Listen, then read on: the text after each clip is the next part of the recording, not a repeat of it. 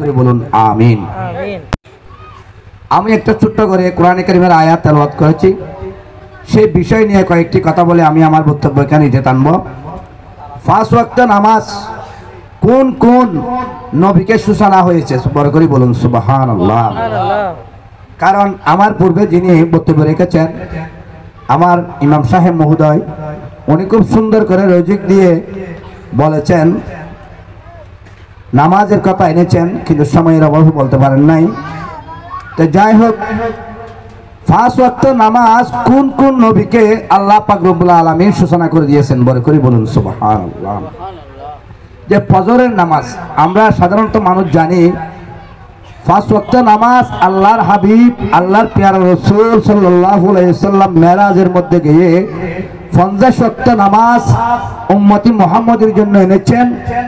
এর মধ্যে আনার পরে আল্লাহ পাক রব্বুল আলামিন কমাতে কমাতে কমাতে কমাতে 45 ওয়াক্ত বাদ দিয়ে 5 ওয়াক্ত নামাজ উম্মতি মুহাম্মদের জন্য ফরজ করে দিয়েছেন, বড় করে বলুন সুবহানাল্লাহ।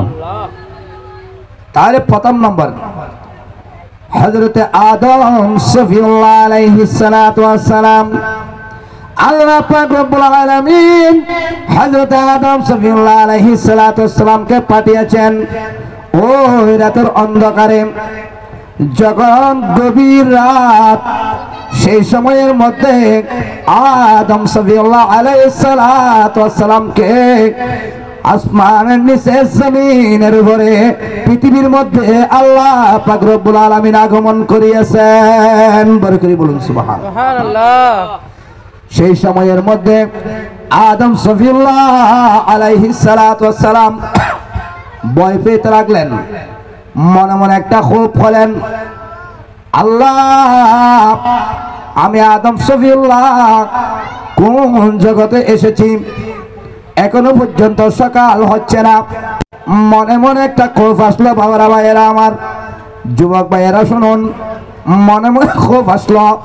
তখন আর দেরি করল না, যখন রাতের 4 ভাগের 1/3 ভাগ যখন অতিবাহিত হয়ে গেল, যখন সুবহে সাদেক যখন নেমে আসলো, এরপরে যখন একটু একটু করে সকাল দেখা দেবে, সেই সময়ের মধ্যে আদম সফিউল্লাহ আলাইহিস সালাতু ওয়াস সালাম 2 রাকাত নামাজ পড়েছিলেন, বড় করে বলুন সুবহানাল্লাহ। সেই 2 রাকাত নামাজ পড়ে আল্লাহ পাক রব্বুল আলামিনের দরবারে দোয়া করলেন, আল্লাহ আমি আদম সফিউল্লাহ আলাইহিস সালাতু ওয়াস সালাম আপনার আখিরি জামানার নবীর উসিলা নিয়ে দোয়া করতেছি, আল্লাহ 2 রাকাত নামাজ আমি পড়েছি, ওই 2 রাকাত নামাজের উসিলায়, শুকরানার উসিলায় আমি আদমের দোয়া কবুল করে নাও, বড় করে বলুন সুবহানাল্লাহ। শুকরানার নামাজ পড়েছেন কয় রাকাত? 2 রাকাত। আল্লাহ পাক রব্বুল আলামিন ওই আদম সফিউল্লাহর ফরিয়াদ শুনলেন, শোনার পরে আর দেরি করলেন না, আদম সফিউল্লাহ ওই 2 রাকাত নামাজ আল্লাহ পাক রব্বুল আলামিন উম্মতে মুহাম্মদের জন্য কিয়ামত পর্যন্ত ফরজ করে দিয়েছেন, বড় করে বলুন সুবহানাল্লাহ। হিকমত ছাড়া বাবা কিছু হবে না। আশিক মাশুকের খেলা বুঝতে হবে, হিকমত বুঝতে হবে। শাহজাহান শাহ বাজি রহমাতুল্লাহ আলাইহির হিকমত, আশিক মাশুকের খেলা হয়েছে বিদায় আজকে আমার স্নেহের বাদন ছোট ভাই জনাব মোহাম্মদ রায়হান সাহেব শাহজাহান সাহেবের প্রেমে পড়ে শাহজাহান শাহ রহমাতুল্লাহ আলাইহির বার্ষিক ফাতিহা উরসে মুবারাকা আজকে নিজের বাসস্থানের মধ্যে কি পরিচালনা করে দিয়েছেন, বড় করে বলুন সুবহানাল্লাহ। তাহলে বাবা বুঝতে হবে, ওই ফজরের নামাজ আদম সফিউল্লাহ আলাইহিস সালাতু ওয়াস সালাম পড়েছেন, কারণ আদি পিতা হচ্ছে আমাদের আদি পিতা হচ্ছে হযরত আদম সফিউল্লাহ আলাইহিস সালাতু ওয়াস সালাম। আমরা আদম সন্তান না, বুঝতে হবে আমরা হয়েছে কি আদম সন্তান। তাহলে বাবা 2 রাকাত নামাজ পড়ার কারণে ওই আদম সফিউল্লাহ আলাইহিস সালাতু ওয়াস সালাম দোয়া করলেন। দোয়া করার কারণে আল্লাহ পাক রব্বুল আলামিন ওই নামাজ ফরজ করে দিয়েছেন। আমি অন্য একটি বর্ণনায় দেখতে পেলাম কিতাবের মধ্যে হযরতে ইউসুফ আলাইহিস সালাতু ওয়াস সালাম তার ভাইয়েরা আতত ভাইয়েরা কুয়ার মধ্যে বেতর যখন নিক্ষেপ করলেন ইউসুফ নবী আলাইহিস সালাতু ওয়াস সালামকে, তখন গভীর রজনী, ওই সময়ের মধ্যে ইউসুফ আলাইহিস সালাতু ওয়াস সালাম যখন 2টার পর হয়েছে 3টা, আড়াইটা 3টার দিক যখন হয়েছে, তখন 2 রাকাত তাহাজ্জুদের নামাজ যে নামাজকে ইয়াউমুল লাইল কিয়ামের নামাজ বলে, ওই 2 রাকাত তাহাজ্জুদের নামাজ পড়ে আল্লাহ পাক রব্বুল আলামিনের দরবারে দোয়া করলেন, আল্লাহ মালিক, আমি আপনার পয়গম্বর ইউসুফ আলাইহিস সালাতু ওয়াস সালাম 2 রাকাত গভীর রজনীতে তাহাজ্জুদের নামাজ পড়ে আপনার দরবারে শুকরানা করতেছি, আপনি আল্লাহ রাব্বুল আলামিন আমাকে এই গর্ত থেকে উদ্ধার করো। বড় করে বলুন সুবহানাল্লাহ। যখন নামাজ পড়ে যখন আল্লাহর দরবারে 2টা হাত যখন উৎফুল্ল করে দিলেন, আর দেরি করে নাই, আল্লাহ পাক রব্বুল আলামিন সঙ্গে সঙ্গে ইউসুফ আলাইহিস সালাতু ওয়াস সালামের দোয়া মুনাজাত ফরিয়াদ আরশে আজিমের মধ্যে কবুল করে নিলেন। সুবহানাল্লাহ। সেটা হচ্ছে সুন্নাত। সেই জন্য তাহাজ্জুদের নামাজ যারা পড়বে তাদের জন্য একটা ফজিলত। হযরত শাহ রহমাতুল্লাহ আলাইহি যার আজকে উরসে মুবারাকা চলতেছে, আগামী কাল শনিবার যার সারা বাংলাদেশের মধ্যে কোনো স্থান বাকি থাকবে না, উরসে মুবারাকা চলবে। শাহ রহমাতুল্লাহ আলাইহি দরবার অনেক জায়গার মধ্যে আছে।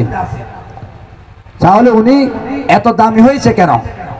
এত দামি হওয়ার কারণ হচ্ছে রহমতুল্লাহ আলাইহি আল্লাহ এবং রাসূলের প্রেমে বেমূর ছিল। বড় করে বলুন সুবহানাল্লাহ। সেজন্য উনি এত দামি হয়েছেন। তাহলে বাবা আমি কথা বলতে চাচ্ছিলাম, 2 নাম্বার হযরতে ইব্রাহিম আলাইহিস সালাতু ওয়াস সালাম, হযরত ইব্রাহিম আলাইহিস সালাতু ওয়াস সালাম কি করলেন? ও ইব্রাহিম আলাইহিস সালাতু ওয়াস সালাম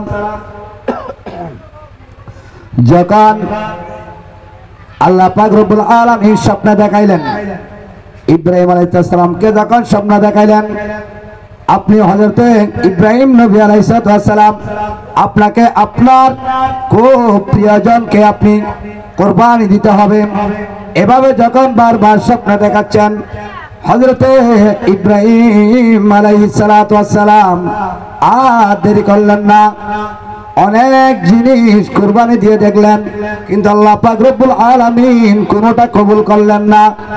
এরপরে দেখতে পেলেন, মনে মনে চিন্তা করলেন, হযরত ইব্রাহিম খলিলুল্লাহ আলাইহিস সালাতু ওয়াস সালাম, আল্লাহ আমি অনেক জিনিস কুরবানি দিয়েছি কিন্তু আপনাকে তো খুশি করতে পারলাম না। আল্লাহ আমি মনে মনে এরদা করলাম, আমার বয়স্কের মধ্যে 80 বছর পরে আমার একজন সন্তান হয়েছে, আমার বিবি হযরত হাজরা আলাইহিস সালাতু ওয়াস সালামের কাছে। বড় করে বলুন সুবহানাল্লাহ। বিবি হাজরার কাছে 80 বছর পরে হযরত ইব্রাহিম আলাইহিস সালাতু ওয়াস সালামের বৃদ্ধাবস্থার মধ্যে সন্তান, ওই সন্তানের নাম দিয়েছেন হযরত ইসমাইল জমিউল্লাহ আলাইহিস সালাতু ওয়াস সালাম। বড় করে বলুন সুবহানাল্লাহ। যখন হযরত ইব্রাহিম খলিলুল্লাহ আলাইহিস সালাতু ওয়াস সালাম যখন হযরত ইসমাইল জমিউল্লাহ আলাইহিস সালাতু ওয়াস সালামকে যখন কুরবানি দিতে লাগলেন, ওই সময়ের মধ্যে আল্লাহ পাক রব্বুল আলামিন জিবরাইল আমিনকে ডাক দিলেন, হে জিবরাইল আমিন, যাও যাও বেহেশতের থেকে মোড়া তাজা দুধ বানিয়ে আমার খলিলের, আমার বন্ধু খলিলের তলোয়ারের দিকে দিয়ে দাও। আমার ইসমাইল জমিউল্লাহ আমার পয়গম্বরকে তুলে তুমি ওই বেহেশতের দুব্বা করে বানি করে দাও। বড় করে বলুন সুবহানাল্লাহ। তখন যখন ইসমাইল আলাইহিস সালাতু ওয়াস সালাম যখন ওই কুরবানি থেকে যখন রক্ষা পেলেন, হযরত ইব্রাহিম খলিলুল্লাহ আলাইহিস সালাতু ওয়াস সালাম আর দেরি করলেন না, 4 রাকাত শুকরানার নামাজ আদায় করলেন। বড় করে বলুন সুবহানাল্লাহ। সেই 4 রাকাত শুকরানার নামাজ পড়েছে, সেই সময় ছিল জোহরের আরকাম। হযরত ইব্রাহিম নবী আলাইহিস সালাম 4 রাকাত জোহরের নামাজ পড়েছে। পরে যখন আল্লাহর দরবারে যখন 2টি হাত তুলে যখন দোয়া করলেন, কারণ খেয়াল করবেন বাবারা ভাইয়েরা, নবীর দোয়া ফেরত নেই, নবীরা হচ্ছে মাসুম। ওরা দোয়া করলে, পয়গম্বররা দোয়া করলে আল্লাহ সঙ্গে সঙ্গে কবুল করে ফেলেন। বড় করে বলুন সুবহানাল্লাহ। সেজন্য ওই পয়গম্বরের দোয়া ফেরত নেই। 4 রাকাত নামাজ পড়ে যখন দোয়া করলেন আল্লাহ পাক রব্বুল আলামিনের দরবারে, আর আল্লাহ পাক রব্বুল আলামিন আর বরদাস্ত করতে পারলেন না। ও আমার ইব্রাহিম খলিল, আমার বন্ধু, আমি তুমি খলিলের 4 রাকাত যোহরের নামাজ কবুল করেছি। কবুল করেছি এটা নয়, কবুল করার পরে আমি উম্মতি মুহাম্মদের জন্য কিয়ামত পর্যন্ত ফরজ করে দিয়েছি। বরকই বলুন সুবহানাল্লাহ। এই 4 রাকাত নামাজ হযরত ইব্রাহিম আলাইহিস সালাতু ওয়াস সালামের উম্মতি ফজি ফরনার ফরজ ইব্রাহিম নবী এই 4 রাকাত উম্মতি মুহাম্মদের উম্মতি কি করছি ফরজ করে দিয়ে কিয়ামত পর্যন্ত যোহর নামাজ 4 রাকাত ফরজ ফরজ করব। হাদিয়া শরীফ ফরজ, হাদিয়া শরীফ ফরজ করে দিয়ে অবস্থা হুজুর হই কে লাগবেন। তাইলে বাবা আমি সংক্ষেপে বলে দিচ্ছি, সময় অল্প। 3 নাম্বার হযরত ইউনূস আলাইহিস সালাতু ওয়াস সালাম, এটা হচ্ছে আল্লাহর বড় একজন পয়গম্বর, যিনি মাছের পেটের ভিতর ছিলেন।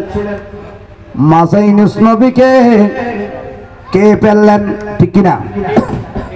ওই মাছের পেটের ভিতর ইউনূস নবী একটি তাসবিহ বললেন, লা ইলাহা ইল্লা আনতা সুবহানাকা ইন্নী কুনতু মিনাল যালিমিন। বড় করে বলুন সুবহানাল্লাহ। সেই তাসবিহটি সব সময় পড়তেন হযরত ইউনূস আলাইহিস সালাতু ওয়াস সালাম। যখন আসরের সময় হয়েছে, যখন জোহরের শেষ হয়েছে, আসরের অর্থ যখন শুরু হলো, তখন ওই মাছ আসরের আজান যখন হচ্ছে, ওই সময়ের মধ্যে মাছ এটা পাড়ের মধ্যে এসে গেল, কুলের মধ্যে আসলো। কুলে এসে হযরত ইউনূস পয়গম্বর আলাইহিস সালাতু ওয়াস সালামকে ওই মাছ দুনিয়ার জমিনে আগের মতো ছেড়ে দিল। বড় করে বলুন সুবহানাল্লাহ। ইউনূস আলাইহিস সালাতু ওয়াস সালাম ওই মাছের পেট থেকে মুক্তি পেলেন। ওই ইউনূস নবী আলাইহিস সালাতু ওয়াস সালাম আর দেরি করলেন না। যখন আসরের সময় যখন মুক্তি পেলেন, তখন 4 রাকাত আসরের নামাজ পড়েছেন। পরে আল্লাহর দরবারে দোয়া করলেন, আল্লাহ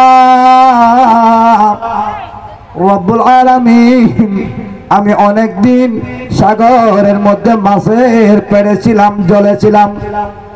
আজকে আপনি রব্বুল আলামিন দয়া করে মায়া করে আমি আল্লাহ আমি পয়গম্বরকে বের করে দিয়েছেন।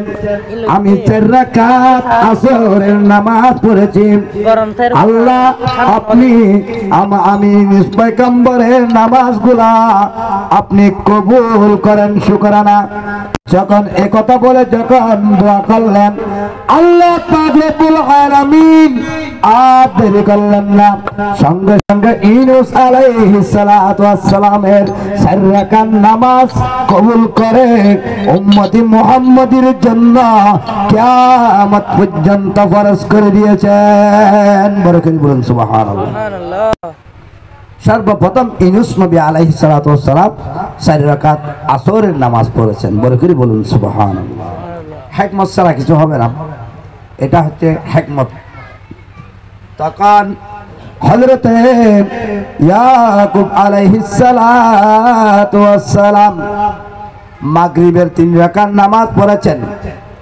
ইয়াকুব নবী ইউসুফ আলাইহিস সালাতু ওয়াস সালামের আব্বাজান হযরতে ইয়াকুব আলাইহিস সালাতু ওয়াস সালাম যখন ইয়াকুব আলাইহিস সালামের চোখের দৃষ্টি অসুস্থ ছিলেন, যখন ইউসুফ আলাইহিস সালাতু ওয়াস সালামের জামা মুবারক কাপড় চোপড় যখন জুব্বা মুবারক পাগড়ি মুবারক নিয়ে হযরতে ইয়াকুব আলাইহিস সালাতু ওয়াস সালাম যখন ইউসুফ নবীর জুব্বা মুবারক পাগড়ি মুবারক যখন চোখে এবং মুখে শরীর মুবারকের মধ্যে যখন মাখামাখি করলেন, ওই ইয়াকুব আলাইহিস সালাতু ওয়াস সালামের দৃষ্টি আবার ফিরে পেলেন, বিমার সেবা হলেন। তখন ইয়াকুব আলাইহিস সালাতু ওয়াস সালাম 3 রাকাত নামাজ পড়েছেন। সেই সময় ছিল মাগরিব।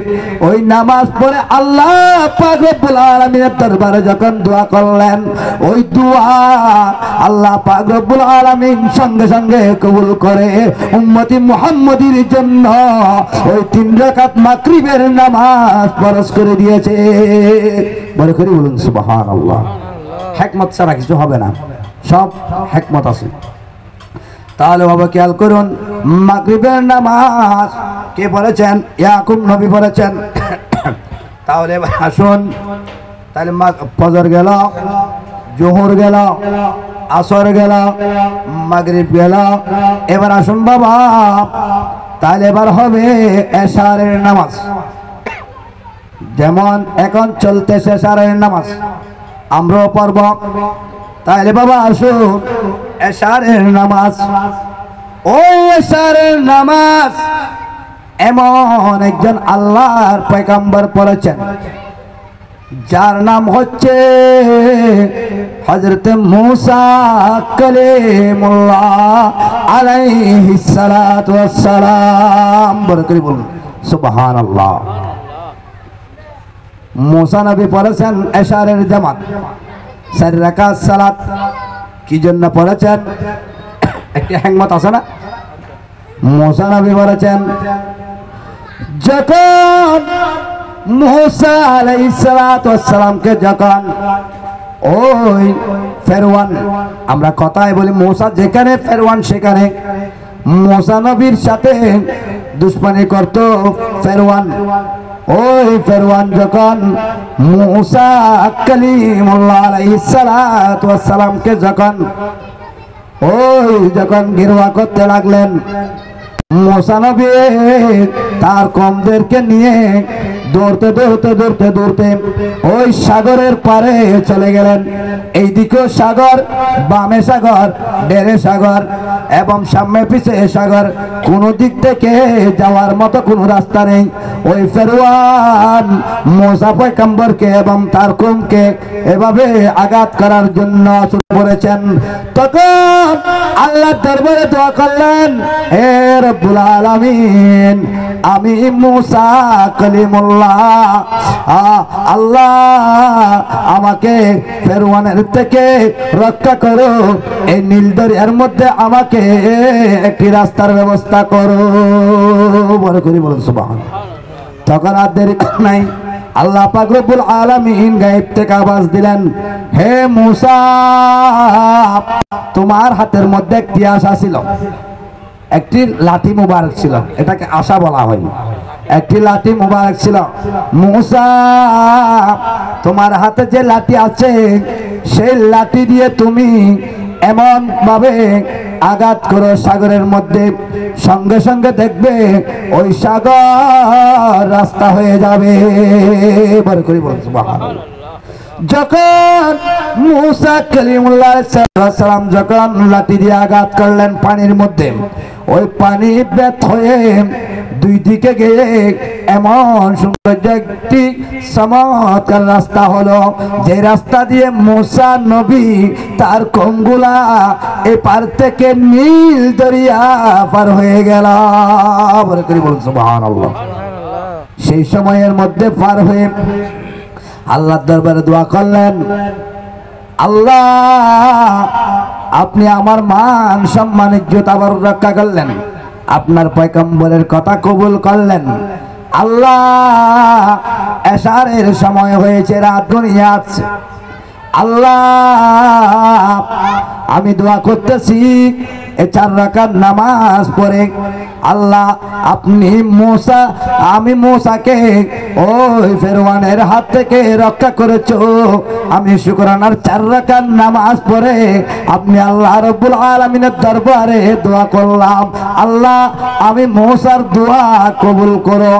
আল্লাহ পাক রব্বুল আলামিন আর দেরি করে নাই, মূসা নবীর দোয়া কবুল করে মূসা আলাইহিস সালাতু ওয়াস সালামের 4 রাকাত এশারের জামাত উম্মতি মুহাম্মাদির জন্য ফরজ করে দিয়েছেন। বড় করে বলুন সুবহানাল্লাহ।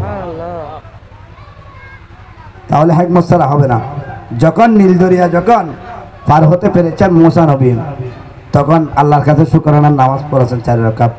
এগুলা এশারের নামাজ হয়েছে, সেই নামাজগুলা আল্লাহ ফরজ করে দিয়েছেন উম্মতি মুহাম্মাদি, আমরা যার উম্মত তার জন্য ফরজ করে দিয়েছেন। তাহলে বাবা আখির ওয়াক্তের মধ্যে শুনুন, তাহলে যেই নবীকে নিয়ে আমরা গর্ব করতেছি, যেই নবীকে নিয়ে আমরা গর্ব করতেছি, নবীর উম্মত দাবি করতেছি, আল্লাহর বান্দা রাসূল পাক সাল্লাল্লাহু আলাইহি সাল্লামের উম্মত দাবি করতেছি, সে কেমন নবী, সেই নবীর উপর কোন নামাজ হয়েছে, সেই নবী কোন নামাজ পড়েছে, কি জন্য পড়েছে। আল্লাহ পাক রব্বুল আলামিন যখন আল্লাহর প্রিয় হাবিব জনাবে মুস্তাফা মুহাম্মদুর রাসূলুল্লাহ সাল্লাল্লাহু আলাইহি ওয়াসাল্লামকে যখন জমিন থেকে যখন লামাকানের ডাক দিয়েছেন, আল্লাহর সাথে যখন মেরাজে যাবে দিদার করার জন্য বলেছেন, ওখানে গিয়ে আল্লাহর হাবিব সিজদায় পড়ে গেলেন এবং ওখানে গিয়ে 3 রাকাত নামাজ পড়েছিলেন। ওই 3 রাকাত নামাজ উম্মতি মুহাম্মাদের জন্য আল্লাহ পাক রব্বুল আলামিন ওয়াজিব করে দিয়েছেন। বড় করে বলুন সুবহানাল্লাহ। এই 3 রাকাত নামাজ বিতিল নামাজ।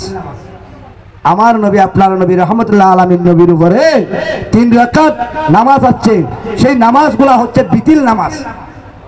সেই জন্য আখির জামানার নবীর উপরে যে নামাজ পড়েছে, শুকরানা করেছে আল্লাহর দরবারে, সেই নামাজ বিতিল নামাজ, সেই বিতিল ওয়াজিব করে দিয়েছেন। বড় করে বলুন সুবহানাল্লাহ। আল্লাহ পাক রব্বুল আলামিন ওই নবীকে মেহরাজে নিয়েছেন, সিদরাতুল মুনতাহা, যেখানে শেষ সিদরাতুল মুনতাহা থেকে জিবরাইল আমিন আলাইহিস সালাতু ওয়াস সালাম আর যেতে পারছে না। জিবরাইল আমিন বলতেছেন, ইয়া রাসূলুল্লাহ, ইয়া হাবিবাল্লাহ, আমি জিবরাইল আমিন এই সিদরাতুল মুনতাহা ৭ম আসমান পর্যন্ত আমার ঠিকানা শেষ। আমি ইয়া রাসূলুল্লাহ, আমি যদি এখান থেকে একটি কদম মুবারক যদি আমি সামনের দিকে আগাই, তাহলে আল্লাহ পাক রব্বুল আলামিন আমাকে যে ৬০০ পাকা দিয়েছে, সেই পাকাগুলা পুরে আমার তাজুল্লাহগুলো পুরে নূরের তাজাল্লা সরকার হয়ে যাবে। বড় করে বলুন সুবহানাল্লাহ। সেজন্য বলি জিবরাইল আমিন সিদরাতুল মুনতাহা পর্যন্ত শেষ। আল্লাহর নবী বলে, জিবরাইল আমিন যেখান থেকে নামাজ, যেখান থেকে তুমি জিবরাইল শেষ, সেখান থেকে আমি রব্বুল আলামিনের হাবিব জানাবে মুস্তাফা মুহাম্মদ রাসূলুল্লাহ সাল্লাল্লাহু আলাইহি সাল্লাম সেখান থেকে শুরু হয়েছে এবং সিদরাতুল মুনতাহা থেকে লা মাকান পর্যন্ত আল্লাহর বাড়ি পর্যন্ত পাড়ি দিয়েছেন। বড় করে বলুন সুবহানাল্লাহ। তাহলে আল্লাহ পাক রব্বুল আলামিন ওই জিবরাইল আমিনকে এখান থেকে যাওয়ার ক্ষমতা দেন নাই। আমার নবী, আপনার নবী রহমতুল্লাহ আলামিন নবী এমন পাওয়ারফুল নবী, এমন ক্ষমতাওয়ালা নবী, এমন নবী যার কথা না বললে বারবার হবে না, সেই নবীকে আল্লাহ পাক রব্বুল আলামিন সেখান থেকে লা মাকান পর্যন্ত নিয়েছেন। বড় করে বলুন সুবহানাল্লাহ। আপনি কারণের লাইট এটা দেখতেছেন এখান থেকে, আমি যদি এখান থেকে শু দিই এটা নিববে না। এটার গোড়া কোথায়? ওখানে মেন সুইচ কোথায়? এখানে। এখনো আমি বলতে চাই, আমার রসুল, প্রিয় রসুল জনাবে মুস্তাফা মুহাম্মদ রাসূলুল্লাহ সাল্লাল্লাহু আলাইহি সাল্লাম, ওনাকে আপনারা এখানে দেখতেছেন, কিন্তু ওনার গোড়া হচ্ছে লা মাকান। বড় করে বলুন সুবহানাল্লাহ। সেই জন্য ওই লা মাকানের রসুলের ব্যাপারে যদি ত্রুটি পরিমাণ যদি আপনি যদি ত্রুটি পরিমাণ যদি ভাবনা যদি করো, তাহলে তোমার ইমান থাকবে না, তোমার ইমান একদম চলে যাবে। সেই জন্য নবীর ব্যাপারে কিছু বলা যাবে না। নবীরা হয়েছে মাসুম। আল্লাহর নবী যদি সম্পদের জন্য দোয়া করত, তাহলে আল্লাহ পাক রব্বুল আলামিন সমস্ত সম্পদ আল্লাহর হাবিবের পায়ের কদমের নিচে ফেলে দিতেন। বড় করে বলুন সুবহানাল্লাহ। সেই জন্য আল্লাহ পাক রব্বুল আলামিন বলেন, আমি পৃথিবী বানিয়েছি, আসমান বানিয়েছি, চন্দ্র বানিয়েছি, সূর্য বানিয়েছি, চাঁদ বানিয়েছি, আমি শামসুন বানিয়েছি, কমরুন বানিয়েছি, একমাত্র শুধু আমার দয়াল নবীর জন্য। দুনিয়ার জমিনে যতগুলো নাচ নিয়ামত আমি প্রেরণ করেছি, এগুলো সব আমার দয়াল নবীর গুনাহগার উম্মতের জন্য। বড় করে বলুন সুবহানাল্লাহ। সেই জন্য আমরা আখির জামানার নবীর উম্মত হয়ে আমাদেরকে এই নিয়ামত আমরা পেয়েছি, এটা শুকরানা আদায় করতেছি। আল্লাহ পাক রব্বুল আলামিন যেন আমাদের এই শুকরানা আল্লাহ পাক রব্বুল আলামিনের দরবারে কবুল আর মঞ্জুর করেন। ওয়া আখির দাওয়ানা আলহামদুলিল্লাহি রাব্বিল আলামিন। রব্বি সাল্লি ওয়া সাল্লিম ওয়া বারিক আলাইহি ওয়া মা তাওফীক ইল্লা বিল্লাহ। আসসালামু আলাইকুম ওয়া রাহমাতুল্লাহি ওয়া বারাকাতুহু। নাসিরুদ্দিন আসলে